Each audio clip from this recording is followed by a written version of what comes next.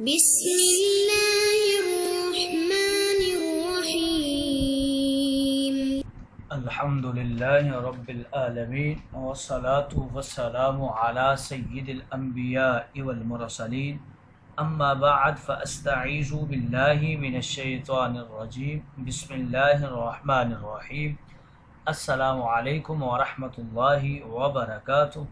عزیز طلبہ کرام، امید کرتا ہوں احباب خیر سے ہوں گے۔ انشاءاللہ آج ہم مشکات المصابیح کے درس نمبر 133 میں باب الترجل فصل ثالث سے حدیث نمبر 4483 سے لے کر 4488 تک پڑھنے کی سعادت حاصل کریں گے۔ آج کے درس میں ان احادیث مقدسہ کا ترجمہ ہوگا اور ساتھ ساتھ ان احادیث مقدسہ کی توضیح و تشریح کرنے کی سعادت حاصل کریں گے۔ تو آئیے طلبہ کرام بلا تاخیر بڑھتے ہیں اپنے آج کے درس کی طرف۔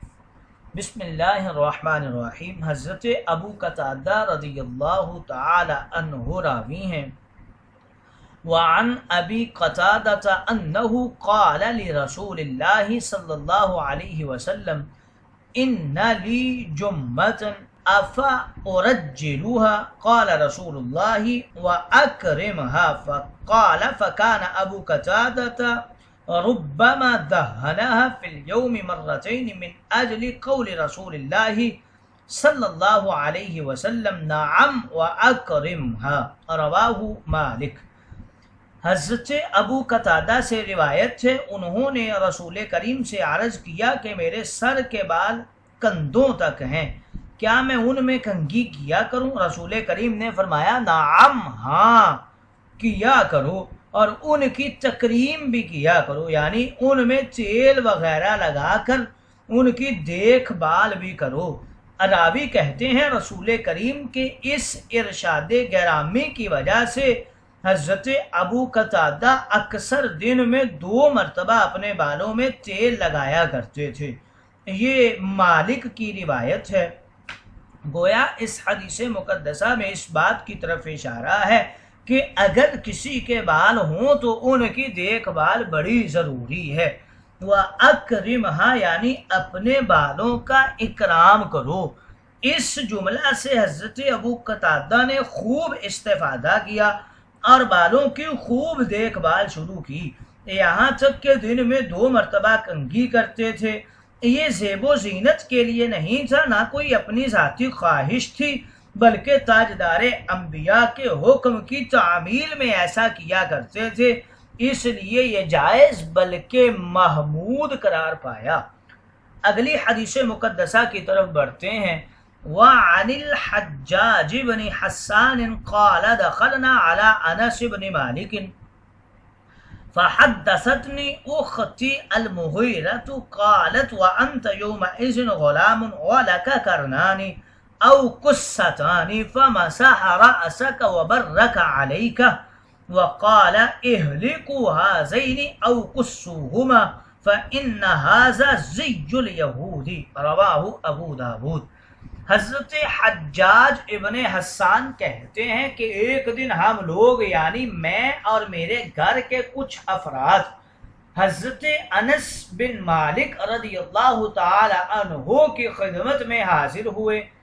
اس دن کے واقعہ کو مجھ سے میری بہن نے بیان کیا جن کا نام مغیرہ ہے، یعنی اس وقت میں بچہ تھا اور مجھے اس دن حضرت انس کی خدمت میں حاضر ہونا تو یاد ہے، لیکن اس حاضری کی کیفیت اور وہاں جو احوال پیش آئے ان کی تفصیل مجھے یاد نہیں ہے۔ چنانچہ میری بہن نے مجھے بتایا کہ تم ان دنوں بچے تھے اور تمہارے سر پر 2 گندے ہوئے گیسو یا 2 گچھے تھے۔ حضرت انس نے تمہارے سر پر ہاتھ پھیرا اور تمہارے حق میں برکت کی دعا کی اور فرمایا کہ ان دونوں کو منڈوا دو یا کاٹ ڈالو، کیونکہ یہ یہودیوں کی وضع اور طریقہ ہے۔ گویا اس حدیث مقدسہ میں غیر مسلموں کی وضع قطع اختیار کرنا منع ہے، ان کے طریقے پہ چلنا منع ہے، اس بات کی طرف اشارہ ہے۔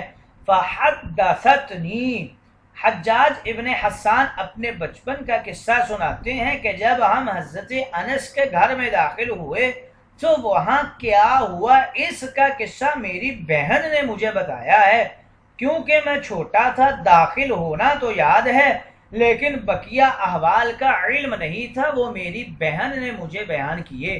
بہن نے کہا کہ تم اس وقت چھوٹے تھے، تمہارے سر کے بالوں میں 2 گدے ہوئے گیسو تھے یا گچھے تھے، یہ شک راوی کو ہوا ہے، قصتان پیشانی کے اوپر والے بالوں کو کہتے ہیں۔ اگلی حدیث مقدسہ کی طرف بڑھتے ہیں۔ حضرت علی رضی اللہ تعالی عنہ راوی ہیں، وعن علی قال نہا رسول اللہ صلی اللہ علیہ وسلم ان تحلق المرأة رأسها، رواہ النسائی۔ حضرت علی کرم اللہ وجہہ الکریم روایت کرتے ہیں، کہتے ہیں کہ رسول کریم نے اس سے منع فرمایا کہ کوئی عورت اپنا سر منڈوائے۔ یہ نسائی شریف کی روایت ہے۔ گویا اس حدیث مقدسہ میں اس بات کی طرف اشارہ ہے کہ عورت کے لیے اپنے سر کے بال منڈوانا حرام ہے۔ عورت کے لیے سر کے بالوں کی وہی حیثیت ہے جو مردوں کے لیے داڑھی کی ہے۔ جس طرح مردوں کو داڑھی منڈانا حرام ہے، عورتوں کے لیے سر کے بالوں کو منڈوانا بھی حرام ہے۔ یورپ میں عورتوں نے سر منڈانا شروع کیا، ڈاکٹر لوگوں نے حامی بھری، کچھ عرصہ بعد ان عورتوں کی داڑھیاں نکل آئیں، تب ڈاکٹروں نے کہا کہ غلطی ہو گئی کہ فطرت کے خلاف فیصلہ کیا، چونکہ عورت کے جسم کی پوری قوت غریزی کا زور سر کے بالوں پر پڑتا ہے، جس سے بال لمبے ہو جاتے ہیں اور حرارت خارج ہوتی ہے۔ جب عورتوں نے سر کے بال کٹوا دیے تو جسمانی حرارت چہرہ کی طرف متوجہ ہوئی اور داڑھیاں نکل آئیں۔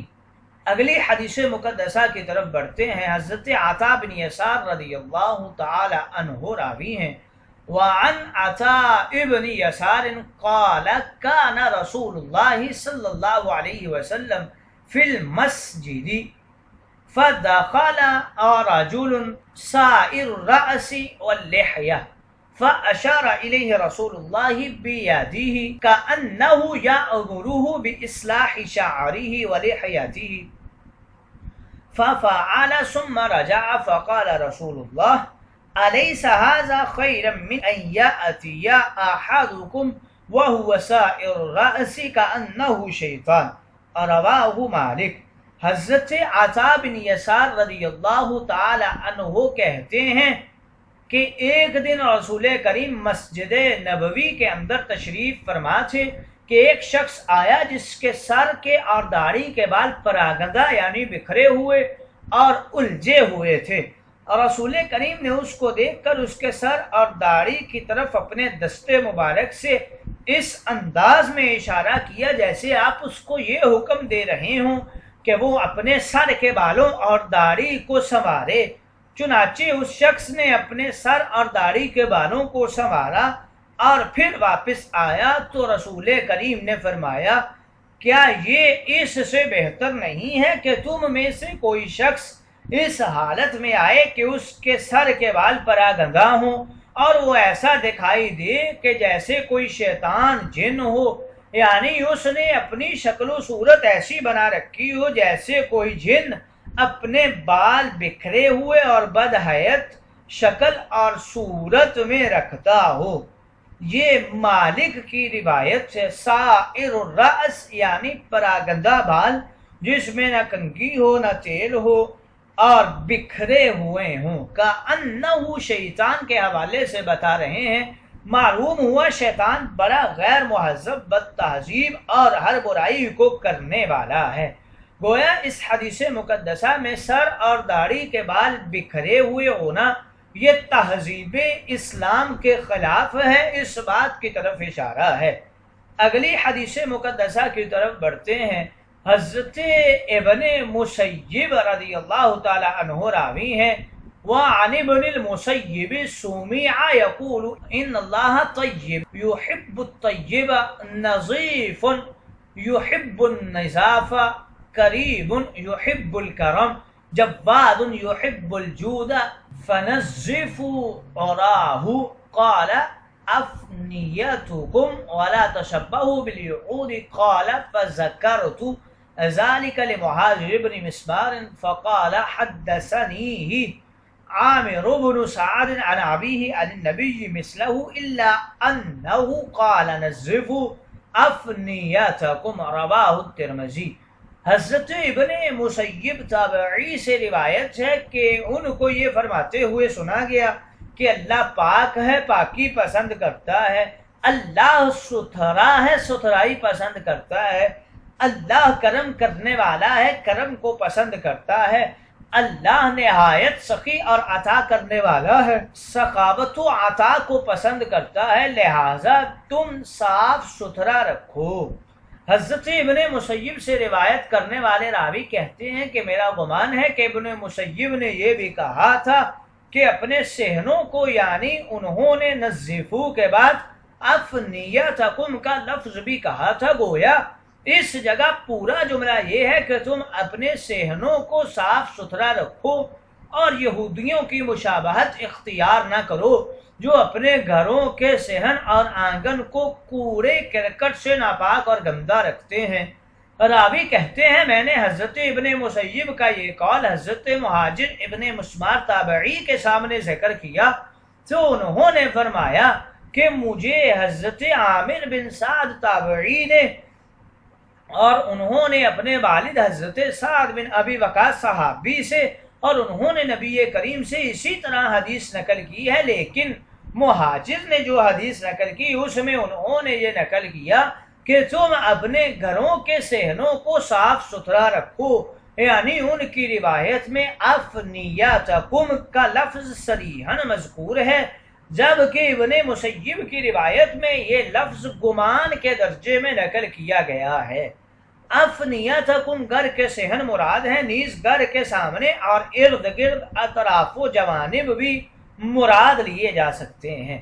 اگلی حدیث مقدسہ کی طرف بڑھتے ہیں۔ حضرت یحییٰ بن سعید رضی اللہ تعالی عنہ راوی ہیں، وعن یحییٰ بن سعید انہ سمع سعید بن المسیب یقول کان ابراہیم خلیل الرحمن اول الناس ضیف الضیف واول الناس اختتن واول الناس کس شاربہ واول الناس رعى الشیب فقال یا رب ما هذا قال الرب تبارک وتعالى وقاروا یا ابراہیم قال رب زدنی وقارا رواہ مالک۔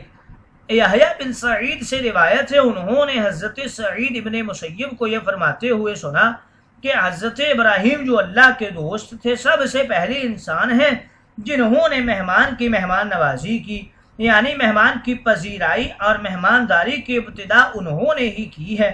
وہ سب سے پہلے انسان ہیں جنہوں نے ختنہ کیا، وہ سب سے پہلے انسان ہیں جنہوں نے اپنی مونچھیں کتری، اور وہ سب سے پہلے انسان ہیں جنہوں نے بڑھاپا یعنی سفید بال دیکھے۔ چنانچہ انہوں نے جب سب سے پہلے اپنے بالوں میں سفیدی کو دیکھا تو عرض کیا میرے پروردگار یہ کیا ہے؟ پروردگار کا جواب آیا کہ ابراہیم یہ وقار ہے، یعنی اس بڑھاپے کی علامت ہے جو علم و دانش میں اضافہ کا باعث ہے اور عزت و وقار کا ذریعہ ہے، اور اس کی وجہ سے انسان لہو و لعب کی مشغولیت اور گناہوں کے ارتکاب سے باز رہتا ہے۔ حضرت ابراہیم نے عرض کیا اے پروردگار یہ تو تیری بہت بڑی نعمت ہے، لہٰذا تو میرے وقار میں مزید اضافہ فرما۔ گویا اس حدیث مقدسہ میں اس بات کی طرف اشارہ ہے کہ بڑھاپا عظمت اور وقار کی علامت ہے۔